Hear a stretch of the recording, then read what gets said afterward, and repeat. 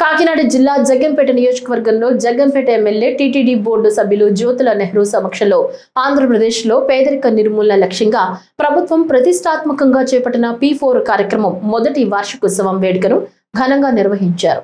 ఈ సందర్భంగా గండేపల్లి మండలం జెడ్ రాగంపేట గ్రామంలోని శుభమస్తు ఫంక్షన్ హాల్లో జగ్గంపేట నియోజకవర్గ ప్రత్యేక అధికారి ఎన్వివి సత్యనారాయణ ఆధ్వర్యంలో ఏర్పాటు చేసిన కార్యక్రమానికి ఎమ్మెల్యే జ్యోతుల నెహ్రూ, ఆయన సతీమణి జ్యోతుల నెహ్రూ ఫౌండేషన్ చైర్మన్ జ్యోతుల మణి ముఖ్య అతిథిగా హాజరయ్యారు. ఈ సందర్భంగా ఆయన మాట్లాడుతూ P4 ద్వారా అట్టడుగున ఉన్న 20% పేదలను ఆదుకోవటం, వారిని బంగారు కుటుంబాలుగా మార్చడం జరుగుతుందన్నారు. మార్గదర్శకులు పేదరిక నిర్మూలనలో భాగంగా దాతలను మార్గదర్శకులుగా నియమించి నిరుపేద కుటుంబాలకు తోడ్పాటును అందించడం జరుగుతుందన్నారు. ఈ P4 కార్యక్రమాన్ని జ్యోతుల నెహ్రూ ఫౌండేషన్ ద్వారా మరింత ముందుకు తీసుకువెళ్లడం జరుగుతుందన్నారు. P4 కార్యక్రమం ఒక సంవత్సరం అయినటువంటి సందర్భంలో మనస్ఫూర్తిగా దాని నిర్మాణకర్త ఎంతో సాధించాలి అనే ఆశతో దీన్ని ప్రజలకు అందించినటువంటి మహనీయుడు చంద్రబాబు నాయుడు గారికి, దీన్ని అందుకున్నటువంటి లబ్ధిదారులకి, ఇచ్చినటువంటి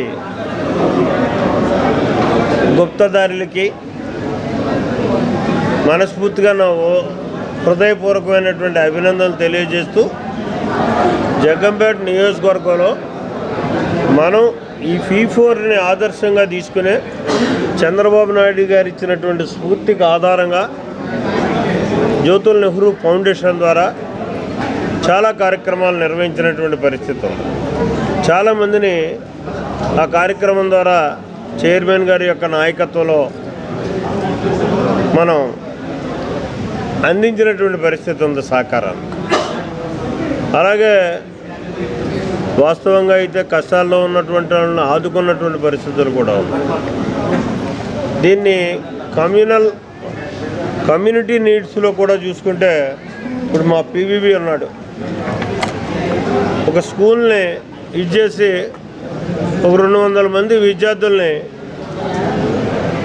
వాళ్ళ విద్యా విధానాన్నే సమూలంగా మార్చేసినటువంటి పరిస్థితి.